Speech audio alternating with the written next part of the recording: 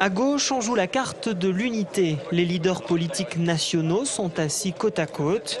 Pas moins de 15 organisations sont représentées à la tribune. Certes, syndicats, associations et partis politiques de gauche n'ont pas tous les mêmes idées en matière de retraite. En revanche, ils s'entendent sur une chose, la réforme du gouvernement doit être retirée. Nous, il faut qu'on soit habile et puis il ne faut pas qu'on se divise. Vous savez qu'à gauche, on adore toujours couper les cheveux en quatre. Bon.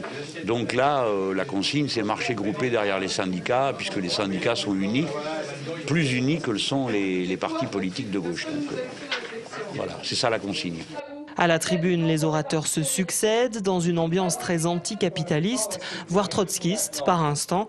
Pour le député André Chassaigne, le débat sur les retraites se résume à un combat, les pauvres contre les riches. Et on ne doit pas accepter de se faire donner des leçons par les défenseurs du capitalisme, parce que la lutte des classes, ils la connaissent, ils la pratiquent. De l'autre côté, il faut la connaître et la pratiquer aussi.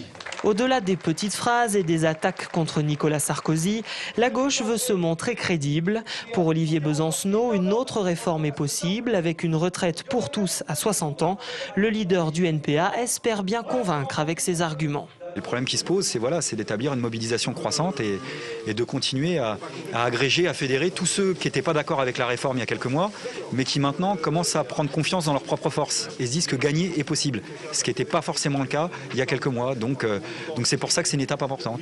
Le meeting aura attiré du monde à la Maison du Peuple. Reste à savoir si la mobilisation va perdurer, voire s'amplifier. Les militants se donnent rendez-vous dès samedi pour une nouvelle manifestation.